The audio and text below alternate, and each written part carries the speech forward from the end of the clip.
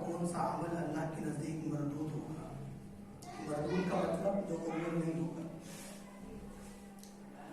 آپ صلی اللہ علیہ وسلم نے ارشاد فرمایا کہ آپ کو یہ دیکھنا پڑے گا کہ آپ جو بھی عمل کر رہے ہیں ما انا علیہ واصحابی،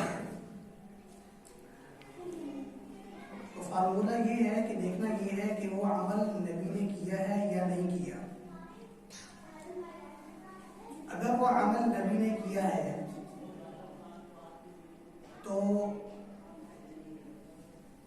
اس عمل کی پھر دو حیثیتیں ہیں. ایک حیثیت یہ ہے کہ وہ عمل صرف اور صرف آپ صلی اللہ علیہ وسلم کے ساتھ خاص تھا. باہر بیٹھے ہیں باہر.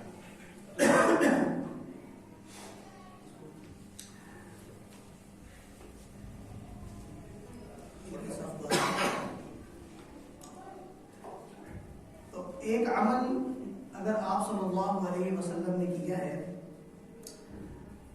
تو وہ عمل آپ صلی اللہ علیہ وسلم کے ساتھ یا تو خاص ہوگا یا وہ عمل عمومی ہوگا، یعنی امت کے لیے بھی وہ عمل ہوگا. یہ کس طرح پتہ چلے گا؟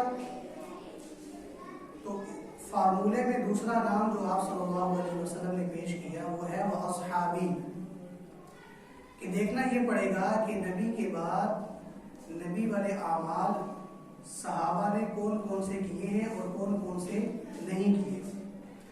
جو عمل صحابہ نے جاری رکھا ہے وہی عمل امت کے لیے حجت ہوگا، اور جس عمل کو صحابہ نے اپنی زندگیوں میں جاری نہیں رکھا وہ عمل امت کے لیے نہیں بلکہ اس بات کی دلیل ہے یہ نبی کے ساتھ خاص تھا.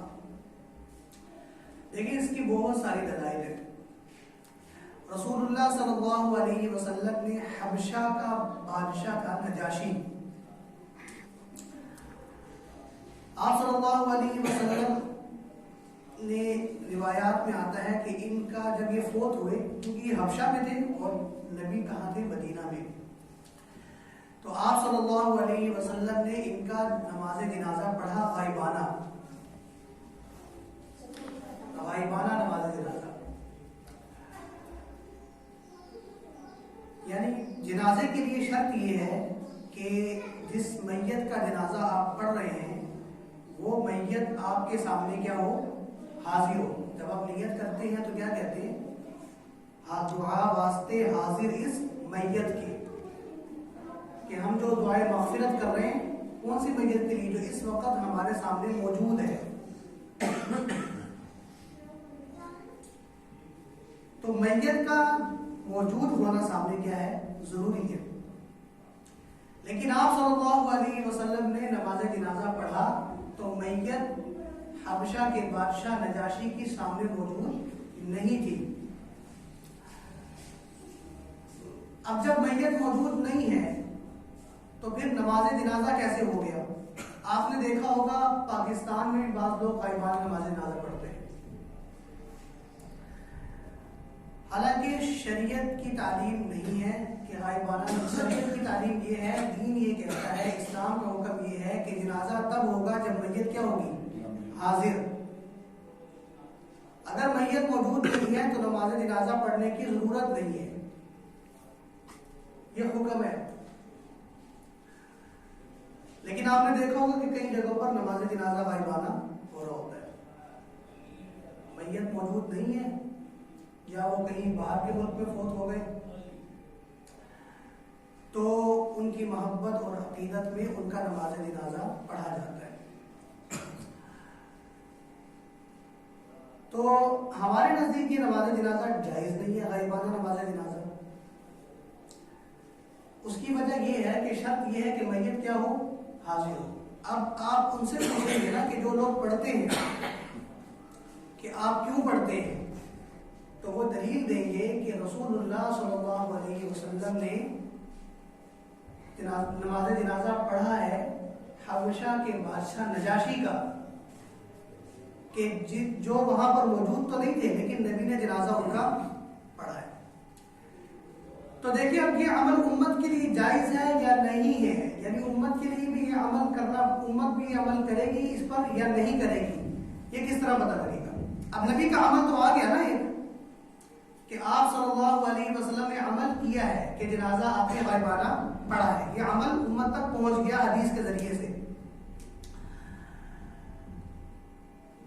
لیکن یہ عمل امت کے لیے تھا یا نبی کے لیے تھا؟ یہ جو میں نے کہا نا نبی کا جو عمل ہے پھر آگے اس کی دو حیثیتیں بن جاتی ہیں نا، کہ وہ عمل صرف نبی کے لیے تھا یا امت کے لیے تھا. یہ کس سے پتہ چلے گا؟ وَأَصْحَابِي، یہ کس سے پتہ چلے گا؟ صحابہ کے عمل سے پتہ چلے گا. خلفائے راشدین، جلیل القدر صحابہ، فقہاء صحابہ، بڑے بڑے مفتی صحابہ جن کو جو فتویٰ دیا کرتے تھے، جو اجتہاد کیا کرتے تھے، نئے جدید مسائل جب امت کو پیش آتے تو قرآن و حدیث سے دلیل دے کر ان مسائل میں جو ہے وہ امت کی رہنمائی کیا کرتے تھے. تو صحابہ کی آپ جب زندگی دیکھیں گے، خلفائے راشدین کی زندگی دیکھیں گے، تو کوئی بھی صحابی آپ کو غائبانہ نماز جنازہ پڑھتا ہوا نظر نہیں آئے گا. اب حدیث کے ذریعے سے بات تو پہنچ گئی نا کہ رسول اللہ صلی اللہ علیہ وسلم نے نماز جنازہ غائبانہ طور پر پڑھا ہے، یہ بات نبی کا عمل تو پہنچا. اب یہ دیکھنا ہے صحابہ نے اس عمل کو کیا حیثیت دی. تو صحابہ کی ساری زندگیاں ٹٹولے تو کہیں بھی کوئی بھی صحابی آپ کو غائبانہ نماز جنازہ پڑھتا ہوا نظر نہیں آئے گا. اس سے پتہ چلا کہ یہ عمل آپ صلی اللہ علیہ وسلم کے ساتھ خاص تھا، امت کو اس کی اجازت نہیں تھی. امت کے لیے یہ کام کرنے کی اجازت نہیں تھی. یہ جو میں نے پچھلی بار بتایا تھا نا شب براءت میں آپ صلی اللہ علیہ وسلم کہاں تشریف لے گئے؟ قبرستان میں. تو یہ بھی نبی علیہ السلام کا خاص عمل تھا. یہ خاص کیفیت تھی آپ صلی اللہ علیہ وسلم کی، جو آپ رات کو اٹھ کر قبرستان چلے گئے مغفرت کی دعا کرنے کے لیے. اس سے نہ پہلے گئے نہ بعد میں گئے. تو پورا بیان تھا میرا، میں نے کہا میں چلاؤں گا لیکن ان کا موبائل سارا میرا موبائل پی گیا، تو بیان پی گیا سارا، پتہ نہیں کہاں گیا. لوگوں نے پھر بعد میں فون کر کے پوچھا ہے، میسج کر کے ہم کیا کریں ہم کیا کریں. میں نے کہا جمعے میں آدھا گھنٹہ پونے گھنٹہ کا بیان کیا تھا، کوشش تو یہ تھی کہ اس کو چلائے گی تو سب تک بات پہنچے گی، لیکن اس کا موبائل میرا بیان اکثر پی جاتا ہے. تو وہ آپ صلی اللہ علیہ وسلم کا یہ عمل خاص تھا کہ آپ تشریف لے گئے، پہلے بھی نہیں گئے اور پھر بعد میں بھی نہیں گئے. یعنی اس سے پہلے بھی کبھی قبرستان آپ نہیں گئے، اس کے بعد بھی آپ پوری زندگی قبرستان نہیں گئے. قبرستان نہیں گئے سے مراد یہ کہ شعبان کی 15ویں رات کو، 14 اور 15 کی درمیانی جو رات ہے نا اس کو. تو علماء نے لکھا ہے کہ یہ نبی کی خصوصیت تھی، یہ عمل امت کے لیے نہیں تھا. لیکن چونکہ اگر کوئی عمل کرنا چاہے کہ اس وجہ سے کہ ہمارے نبی گئے تھے، تو وہ بھی زندگی میں ایک مرتبہ چلا جائے، کیونکہ آپ صلی اللہ علیہ وسلم نے کتنی مرتبہ کیا عمل؟ ایک مرتبہ کیا. تو آپ چلے جائیں.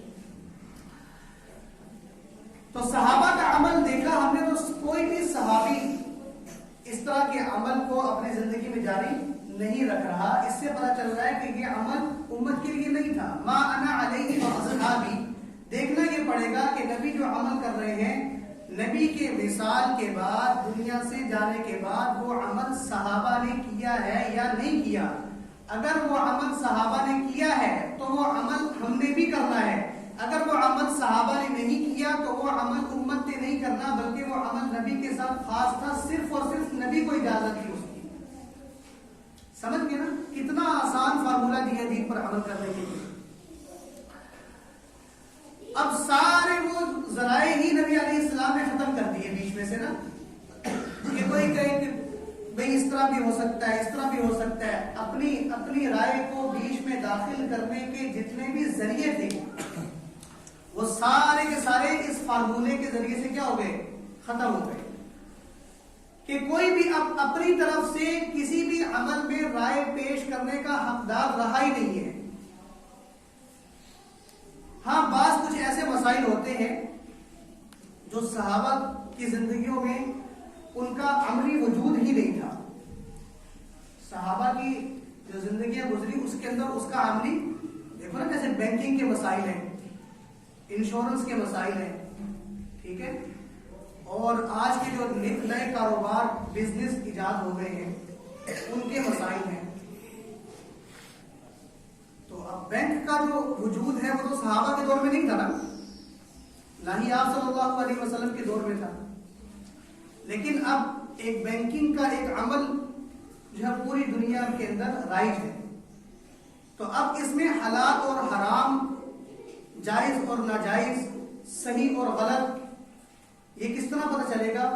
تو اس میں پھر علماء قرآن و حدیث میں موجود دلائل ہی سے رہنمائی حاصل کر کے امت کو مسئلہ بتاتے ہیں کہ اس طرح سے کرو گے تو جائز ہوگا، اس طرح سے کرو گے تو ناجائز ہوگا. اس کی اجازت ہے، لیکن جو اعمال آپ صلی اللہ علیہ وسلم نے کیے اور صحابہ نے نہیں کیے، میں کرنے کی بات کروں، ایک وہ عمل ہے نا جس کا وجود ہی اس وقت نہیں تھا، اس کی تو بات الگ ہے، لیکن کچھ اعمال ایسے کہ جو آپ صلی اللہ علیہ وسلم نے کیے لیکن پھر صحابہ نے نہیں کیے، تو یہ اس بات کی دلیل ہے کہ رسول اللہ صلی اللہ علیہ وسلم کے ساتھ وہ عمل خاص تھا، امت کے لیے اس کی اجازت نہیں تھی. تو یہی تو غائبانہ نماز جنازہ پڑھا جاتا ہے نا. تو صحابہ کی ساری زندگیاں آپ دیکھیں، خلفائے راشدین کی کتنی شہادتیں ہوئی ہیں، بعد میں تو جنگیں ہوئی ہیں نا، خلفائے راشدین کے دور میں کتنی فتوحات ہوئی ہیں، اس میں کتنی جنگیں ہوئی ہیں، کتنے صحابہ شہید ہوئے ہیں، لیکن کبھی بھی مدینہ میں بیٹھے ہوئے امیر المؤمنین نے کسی بھی صحابی کا نماز جنازہ غائبانہ طور پر ادا نہیں کیا. یہ اس بات کی دلیل ہے کہ یہ عمل آپ صلی اللہ علیہ وسلم کے ساتھ خاص تھا کہ آپ نے نجاشی کا جنازہ پڑھا، امت کے لیے اس کی اجازت نہیں تھی. کیوں؟ اگر ہوتی تو پھر صحابہ نبی کے اس عمل کو اپنی زندگیوں میں جاری رکھتے. صحابہ نے اپنی زندگیوں میں جاری نہیں رکھا، اس بات کی دلیل ہے نا کہ یہ عمل آپ صلی اللہ علیہ وسلم کے ساتھ کیا تھا؟ خاص تھا، امت کے لیے اس کی اجازت نہیں تھی. دوسری بات کہ آپ صلی اللہ علیہ وسلم نے غائبانہ نماز جنازہ پڑھا ہے، تو لوگ کہتے ہیں ہم بھی پڑھیں گے. تو اس کا ایک جواب تو یہ ہے نا کہ صحابہ نے اس پر عمل نہیں کیا. دوسرا جواب یہ ہے کہ آپ صلی اللہ علیہ وسلم چونکہ نبی تھے اور نبی کا اللہ کے ساتھ معاملہ کچھ علیحدہ ہوتا ہے. جب آپ صلی اللہ علیہ وسلم نجاشی کا جنازہ پڑھ رہے تھے تو اس کا جو جنازہ تھا، جو میت تھی، وہ آپ کے سامنے کر دی گئی تھی. آپ صلی اللہ علیہ وسلم کے سامنے، یعنی آپ کے لیے وہ میت ایسی تھی جیسے اس وقت کیا ہے، آپ کے سامنے حاضر ہو، موجود ہے. کیونکہ جنازے کے لیے میں نے کہا نا شرط ہے نا کہ میت کیا ہو، حاضر ہو. تو آپ صلی اللہ علیہ وسلم کے سامنے وہ میت کر دی گئی تھی. تو حضور کے لیے، آپ صلی اللہ علیہ وسلم کے لیے اب وہ میت غائب نہیں رہی بلکہ کیا ہو گئی ہے، موجود ہو گئی ہے. تو یہ تو جنازہ پڑھا گیا، یہ دیکھنے میں تو غائبانہ نظر آ رہا ہے، لیکن حقیقت میں میت آپ کے سامنے حاضر ہے. جنازے کا طریقہ پھر وہی ہو گیا جو حاضر میت کے ساتھ ہوتا ہے. اس لیے اس کو غائبانہ نہیں کہیں گے. جب غائبانہ رہا نہیں تو پھر غائبانہ پڑھنے کی بھی کوشش نہیں کرنی چاہیے. بات سمجھ میں آ رہی ہے؟ آپ صلی اللہ علیہ وسلم جب معراج کے موقع پر تشریف لے گئے تھے نا، تو جب واپس آئے تو کفار مکہ نے سوال کیے کہ آپ بیت المقدس گئے ہیں، بتائیں. یہودیوں، کچھ یہودی بھی تھے وہاں پر، کہ اس کے دروازے کتنے ہیں، اس کی کھڑکیاں کتنی ہیں، وہاں فلاں جگہ پر کیا نا وہ ہول بنا ہوا ہے، فلاں جگہ پر مجھے بتائیں، ہمیں بتائیں کہ آپ اگر گئے ہیں تو تفصیل بتائیں نا. تو اب آپ صلی اللہ علیہ وسلم کو اللہ نے اپنی مدد اور نصرت سے نوازا کہ آپ نے جب جواب دینا شروع کیے تو بیت المقدس کی ساری تصویر آپ صلی اللہ علیہ وسلم کے سامنے کھول دی گئی. اب آپ صلی اللہ علیہ وسلم سے جب سوال ہو رہا ہے کہ بیت المقدس یعنی مسجد اقصی کی کھڑکیاں کتنی ہیں، تو آپ کے سامنے پوری ویڈیو چل رہی ہے کھڑکیوں کی، آپ دیکھ کر جواب دے رہے ہیں. آپ صلی اللہ علیہ وسلم سے پوچھا گیا کہ دروازے کتنے ہیں، تو وہ ساری تصویر اللہ نے آپ کے نظروں کے سامنے کر دی ہے. کیونکہ نبی کا معاملہ ہے نا، نبی کا معاملہ اللہ کے ساتھ وہ ہوتا ہے جو عام آدمی کا نہیں ہوتا. ہمیں اپنی بات کی تصدیق کرنے کے لیے گواہیوں کی ضرورت پڑتی ہے نا. میں ان کو لے جاؤں گا کہ بھئی یہ دیکھو یہ میری بات کے گواہ ہیں، اگر آپ کو ان پر اعتبار ہے تو ٹھیک ہے، نہیں ہے تو نہیں ہے۔ لیکن نبی جب گفتگو کرتے ہیں، بات کرتے ہیں، تو اس کا سچا ہونا کیا ہے؟ ضروری ہے۔ کہ نبی کے نبوت کی نشانیوں میں سے ایک نشانی ہے کہ نبی کبھی بھی جھوٹ نہیں بولتے۔ ما کذب الفؤاد ما رأى، نبی کے دل سے جو بات زبان پر آتی ہے وہ اللہ تبارک و تعالی کی طرف سے وحی بن کر آتی ہے۔ تو نبی کبھی بھی جھوٹ نہیں بولتے، اور نبی کی جو باتیں ہوتی ہیں، جو اعمال ہوتے ہیں، ان کی تصدیق بندے نہیں کیا کرتے، ان کی تصدیق براہ راست کون کرتا ہے؟ اللہ کرتے۔ اسی لیے حضرت عائشہ صدیقہ رضی اللہ تعالی عنہا پر جب تہمت لگی نا،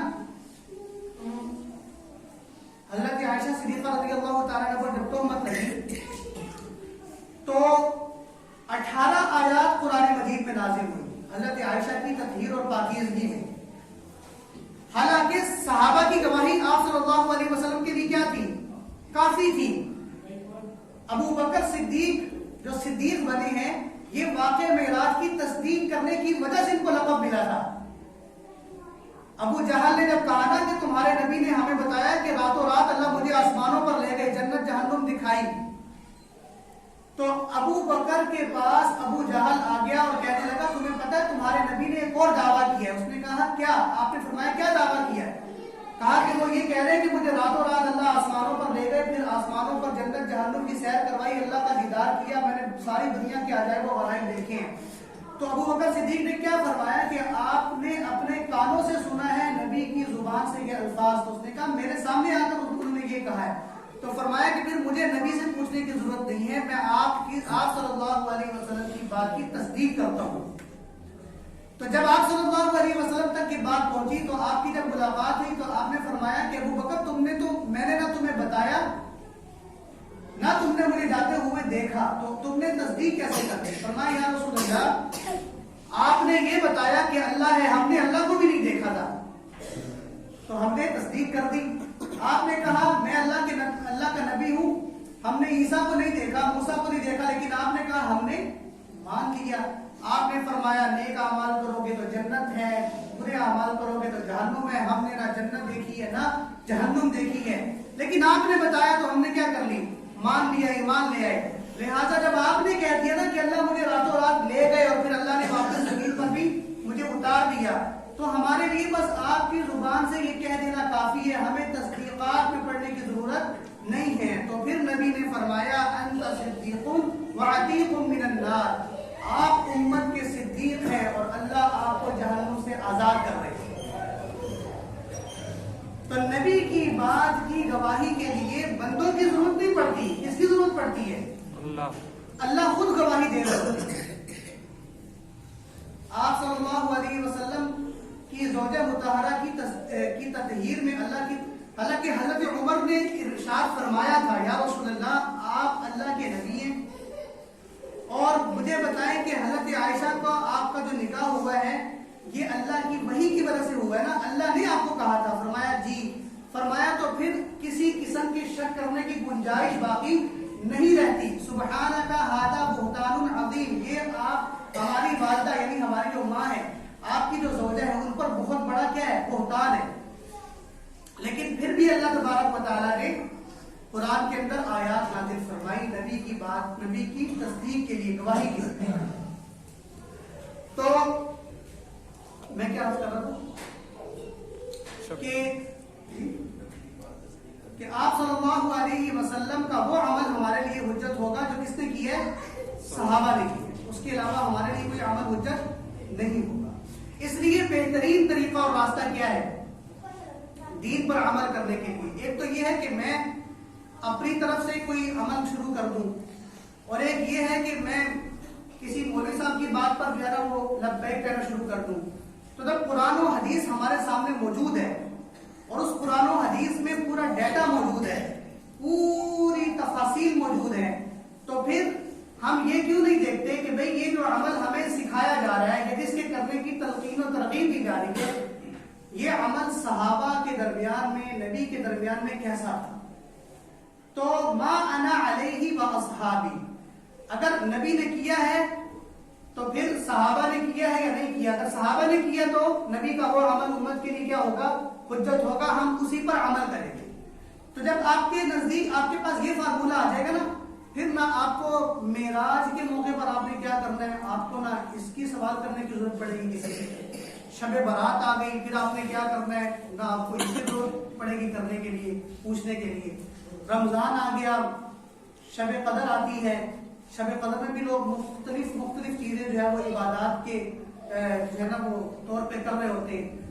تو دیکھنا یہ چاہیے کہ ہم ان دنوں کے اندر جو اعمال کر رہے ہیں یہ آپ صلی اللہ علیہ وسلم سے ثابت ہے یا نہیں۔ اگر ثابت ہے تو پھر صحابہ نے اس پر عمل جاری رکھا ہے یا نہیں رکھا، بس اتنا آسان سا فارمولہ ہے دین پر عمل کرنے کے لیے، کہیں بھی بھاگنے کی ضرورت نہیں ہے۔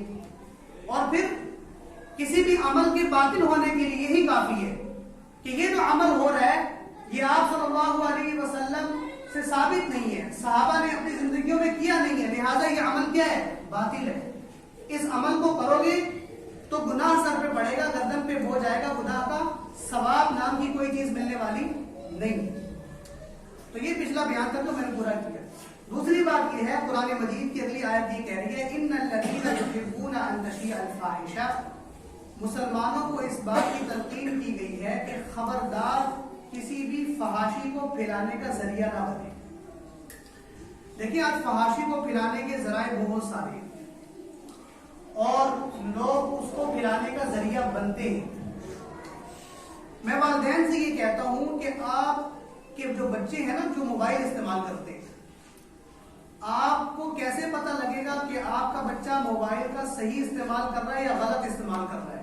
دیکھیں آپ کا بچہ موبائل پہ دو چیزیں استعمال کرے گا، یا تو وہ فیس بک استعمال کرے گا، سوشل میڈیا کے جو ذرائع ہیں واٹس ایپ وغیرہ، یا وہ گیم وغیرہ کھیلے گا نا۔ تو بچوں نے جو فیس بک بنائی بھی ہوتی ہے نا، اس پہ جو پروفائل پکچر لگائی ہوتی ہے، آپ اس کو دیکھیں کہ ہمارے بچے کی جو آئی ڈی ہے نا اس پہ اس نے تصویر کون سی لگائی ہے، اس تصویر سے آپ پورے بچے کا ایکسرا کر لیں گے۔ میں اکثر بچوں کی جو ہے نا وہ دیکھتا ہوں نا، وہ فیس بک پہ آئیڈیا وغیرہ تو کسی نے جو ہے نا وہ کسی انڈیا کے ایکٹر کی تصویر لگائی ہوتی ہے، کسی نے کسی ریسلر کی تصویر لگائی ہوتی ہے، کسی نے کسی کی لگائی ہوتی ہے، اور بچیوں کی آپ دیکھیں تو کسی نے جو ہے نا وہ کسی ہیروئن کی تصویر لگائی ہوگی۔ اچھا گھر کیا ہے؟ گھر بڑا صاف ستھرا ہے، نمازی پرہیزگار والدین سب ہیں، دوپٹے بھی ہیں، سٹاف بھی ہیں، سب کچھ چل رہا ہے، نمازیں بھی ہو رہی ہیں، روزے بھی رکھے جا رہے ہیں۔ لیکن موبائل جو استعمال ہو رہا ہے اس موبائل کے اندر جو آگے وہ جو پیغام دے رہے ہیں اپنی پروفائل کے ذریعے سے، تصویروں کے ذریعے سے، وہ بڑا خطرناک ہے۔ اس سے آپ اندازہ لگا سکتے ہیں کہ ہمارا بچہ ہمارے سامنے تو بڑا صاف ستھرا نمازی پرہیزگار بن رہا ہے، لیکن ذہنی طور پر یہ کہیں اور بیٹھا ہوا ہے، ذہنی طور پر یہ کہیں اور بیٹھ۔ دیکھیں اس کی پروفائل پکچر آپ کو بتا رہی ہے نا کہ یہ جو آپ کے ساتھ بالکل چنا منا بنا ہوا ہے، کاکا بنا ہوا ہے، اور ہر بات پہ آپ کے کہہ رہے ہیں ٹھیک ہے ابو جی، لیکن اس کی پروفائل پکچر بڑی خطرناک لگی ہوئی ہے فیس بک پر، واٹس ایپ پر، جو یہ بتا رہی ہے کہ یہ بظاہر تو آپ کے سامنے بڑا پیارا بچہ بنا ہوا ہے، لیکن اس کے دل دماغ کے اندر انڈیا کی ہیروئن اور انگریز اور پھر ریسلر اور پھر یہ ساری چیزیں اس کے دماغ میں بیٹھی ہوئی ہیں، اندر کچھ اور چل رہا ہے، باہر سے وہ بچہ کچھ اور ہے۔ اب یہی بچے کیا ہوتے ہیں جب والدین کی نگاہیں نہیں ہوتی نا ایک پر وقتی طور پر، وہ دیکھتے ہیں ہمارا بچہ موبائل استعمال کر رہا ہے، بس ٹھیک ہے کوئی مسئلہ نہیں۔ میں تو کہتا ہوں اگر بچے کو 30% موبائل استعمال کرنا آتا ہے نا تو والدین کو 50% کرنا آنا چاہیے، تاکہ وہ دیکھے تو صحیح، اس کے اوپر نگرانی تو کریں۔ اور بچے نے اگر 2 آئیڈیا بنائی ہوئی تو والد صاحب کی 4 ہونی چاہیے، چیک اینڈ بیلنس کے لیے، کہ بچے کے ہاتھ میں موبائل دیا ہوا ہے، پاس ہو گیا موبائل لے کر دے دیا، ٹھیک ہے، یا سالگرہ آئی اس کو موبائل لے کر دے دیا۔ بھائی آپ نے تو اپنی طرف سے ایک کھلونا لے کر دیا، لیکن وہ کھلونا اس کی زندگی کو آگ میں تبدیل کر رہا ہے، آخرت کو آگ میں تبدیل کر رہا ہے، اس کا جواب بھی آپ کو دینا پڑے گا، کیونکہ دینے والے لے کر خرید کر دینے والے آپ ہیں، اس نے خود جا کر مارکیٹ سے خریدا نہیں ہے، آپ نے بطور گفٹ تحفہ دیا ہے۔ اب تحفہ دینے کے بعد نظر رکھنا بھی کس کی ذمہ داری ہے؟ والدین کی ذمہ داری ہے، ابو کی ذمہ داری ہے، جو ابو کہتے ہیں میرے ذمے تو بس کھانا پلانا ہے اور میری کوئی ذمہ داری نہیں ہے، وہ امی کو کوستے رہتے ہیں تم تربیت نہیں کرتی، امی کہتی ہے تربیت والد کو کرنی چاہیے، میرا روب نہیں ہے، دونوں آپ ایک دوسرے کو ہی لڑتے جھگڑتے رہتے ہیں، بیچ میں بچہ اپنی منمانی کر کے اپنی دنیا آخرت کا بیڑا غرق کر رہا ہوتا ہے۔ جب وہ پہنچتا ہے نا 18-20 سال کی عمر میں، پھر وہ بتاتا ہے کہ دیکھو میں کون ہوں، میں وہ نہیں ہوں جو سپارہ پکڑ کے مدرسے میں جاتا تھا، میں وہ نہیں ہوں جو آپ کے ساتھ جمعہ پڑھنے ٹوپی رکھ کے جاتا تھا، میں اصل میں اب یہ ہوں کہ میں اب دنیا کو ٹوپیاں کراؤں گا اور پھر آپ کے ہاتھ میں کچھ نہیں ہوگا۔ یہ نظر کس نے رکھنی ہے جی؟ والدین نے رکھنی ہے، استاد کی بھی ذمہ داری نہیں ہے، یہ استاد کی بھی ذمہ داری نہیں ہے۔ لوگ استاذ کو آ کے کہہ رہے ہوتے ہیں ہمارا بچہ آپ کے پاس ہوتا ہے صبح سے شام کے، بھائی استاذ تو آپ کے بچوں کو تعلیم دے رہا ہے نا، وہ تو پڑھا رہا ہے، الفاظ سکھا رہا ہے، زیادہ سے زیادہ وہ بچہ استاذ کو دیکھ کر، اب میرے پاس اگر کوئی بچہ آ رہا ہے زیادہ سے زیادہ مجھے دیکھ کر وہ کیا پگڑی پہننا شروع کر دے گا، کیونکہ وہ صبح سے مجھے رات تک کسی سٹائل میں دیکھ رہا ہے، زیادہ سے زیادہ وہ کرتے پہننا شروع کر دے گا، شلوار ٹخنوں سے اوپر کرنا شروع کر دے گا، زیادہ سے زیادہ وہ یہ کرے گا نا۔ لیکن جو عملی تصویر ہے نا، جو دل اور دماغ میں بن رہی ہے، وہ اس کی گھر میں بنتی ہے، باہر کے معاشرے میں بنتی ہے، خاندان میں بنتی ہے، ماحول میں بنتی ہے، اور وہ ماحول اس کو گھر سے ہی ملتا ہے، معاشرے سے ہی ملتا ہے، وہ تعلیم گاہوں تدریس گاہوں سے درس گاہوں سے نہیں ملتا۔ اس لیے یہ تربیت کی ذمہ داری جو والدین کی ہے، یہ 100% یہ والدین کے ذمے ہے، یہ استادوں کے ذمے نہیں ہے۔ ہمارے ہاں کیا ہے کہ ہم نے بس استادوں کے حوالے کر دیا، اب ٹھیک ہے جی استاد جانے اور بچہ جانے۔ بھئی ایک استاد کے پاس جو اتنے سارے بچے پڑھ رہے ہیں تو وہ کس کس کی تربیت کرے گا؟ اگر آپ کے گھر میں بچے دو ہی اچھے، یعنی 2 بچوں کی آپ تربیت نہیں کر سک رہے، تو ایک استاد 50 60 70 بچوں کی اکٹھی تربیت کیسے کر سکتا ہے؟ وہ صرف آپ کے بچوں کو الفاظ سکھائے گا، تعلیم سکھائے گا، 2 + 2 4 سکھا دے گا زیادہ سے زیادہ۔ اگر دین کا استاد ہے تو وہ زیادہ سے زیادہ آپ کے بچوں کو نازلہ قرآن پڑھنا اچھا سکھا دے گا، دعائیں سکھا دے گا۔ عملی تصویر جو اس بچے کی زندگی میں بنے گی نا، وہ کس کی زندگیوں کو دیکھ کر بنے گی؟ والدین کی زندگیوں کو دیکھ کر۔ اچھا ہوتا یہ ہے کہ والد صاحب خود تو نماز نہیں پڑھتے اور بچے کے لیے وہ کہتے ہیں کہ یہ تہجد بھی پڑھے، خود تو نہ نماز نہ روزہ کچھ بھی نہیں، اور بچے کے لیے کیا ہے کہ یہ تہجد بھی اٹھنا چاہیے۔ تو وہ بچہ کیسے پڑھے گا جب وہ اپنے ابو کو دیکھ رہا ہے کہ ابو نماز کے ٹائم اذان کی نماز کی فکر بالکل ٹینشن ہی نہیں لیتے، ابو اذان ہو رہی ہے کوئی مسئلہ نہیں ہوتا ابو کو، امی ہماری کوئی ٹینشن نہیں لیتی نماز کی، اذان ہو رہی ہے امی اپنے کاموں میں مصروف رہتی ہے۔ تو بتائیں کہ جب وہ بچہ گھر میں آ کر یہ اپنے ابو امی کو یہ دیکھ رہا ہے تو وہ پھر عملی طور پر وہ کبھی بھی نماز کا پابند نہیں بن سکتا۔ یہ تربیت کی ذمہ داری کس پر ہے جی؟ والدین پر ہے۔ سمجھ رہے بات کو؟ یہ تھوڑا سا بیان میں نے یہ کر دیا نا۔ آپ سے گزارش ہے، آج ہمارا پروگرام بھی ہے اثر سے عشاء انشاءاللہ، تو ہمارے یہاں پر مکتب میں پڑھنے والے بچوں کا بھی نتیجہ ہے، رزلٹ ہے، اور حفاظ جو ہمارے بچے ہیں حفظ کر رہے ہیں ان کا ایک مقابلہ ہے، اور پھر ہمارا ایک سیرت کورس چل رہا تھا مسجد میں، تو اس کے شرکاء کو بھی انشاءاللہ سند دی جائے گی آج انشاءاللہ۔ تو ہمارے کو استاد بھی آئیں گے انشاءاللہ، بہت اللہ تبارک و تعالیٰ نے ان کو نوازا ہے، اللہ تبارک و تعالیٰ نے ان سے بہت کام لیا ہے، اللہ لے رہے ہیں، استاد الحدیث ہیں حضرت مولانا شفیق الرحمان صاحب دعوت برکاتہ العالیہ۔ یہ محمدی مسجد آپ نے دیکھی ہوگی ڈنڈا بازار میں نا، اس کے امام خطیب ہیں 30-35 سال سے۔ جامعہ اسلامیہ صدر میں نے ان سے مسلم شریف بھی پڑھی ہے، تحاوی بھی پڑھی ہے، مشکات شریف بھی پڑھی ہے، تو بہت اللہ والے انسان ہیں۔ تو ان سے میں نے وقت لیا، گزارش کی کہ آپ آئیں، تھوڑا سا آپ ہمارے درمیان بیٹھ کر ہمیں کچھ نصیحتیں کریں۔ ہم نماز پڑھاتے ہیں، ہمارے پیچھے نماز پڑھتے ہیں، ہم سب کو نصیحتیں کریں کہ ہمیں جو ہے وہ عملی طور پر کون کون سے ایسے کام کرنے چاہیے کہ ہمارے ایمان اور عمل میں ترقی ہو۔ تو بھائی جو باہر سے مہمان آتے ہیں نا، تو وہ اس لیے نہیں آتے کہ ان کے سامنے کوئی بھی نہ بیٹھا ہو، تو کم از کم ان کے سامنے اگر وہ بیان کرنے کے لیے وقت دیتے ہیں، دیکھیں بڑے مصروف لوگ ہوتے ہیں، اگر وہ وقت دیتے ہیں تو یہ ان کا احسان ہوتا ہے، تو ان کے سامنے بھی پھر کچھ لوگ بیٹھے ہونے چاہیے نا جو ان کا بیان سنیں ہے۔ اگر وہ آئیں اور ان کے سامنے کوئی نہ ہو تو یہ مہمان کی کیا ہوتی ہے؟ بے عزتی ہے نا، بے ادبی ہے۔ تو آپ سب میزبان ہیں اور وہ ہمارے کیا ہوں گے؟ مہمان ہوں گے۔ آپ کے گھر میں مہمان ہو اور آپ گھر کو تالا لگا کر چلے جائیں، یا گھر سے ہی غائب ہو جائیں تو وہ دوبارہ مہمان آپ کے پاس آئے گا نا؟ دوبارہ نہیں آئے گا نا. وہ کہے گا کہ بھی ان کو مہمانوں کی قدر نہیں ہے. تو جو اللہ کی بات کرتا ہو، اللہ کے رسول کی بات کرتا ہو، دین کی بات کرتا ہو، وہ کتنا عظیم مہمان ہوگا اور اس کی قدر داری کرنا کتنا بڑا ثواب ہوگا. اس لیے آپ سب میزبان ہیں، آپ سب نے آج کے پروگرام میں شرکت کرنی ہے انشاءاللہ. کریں گے نا سب انشاءاللہ؟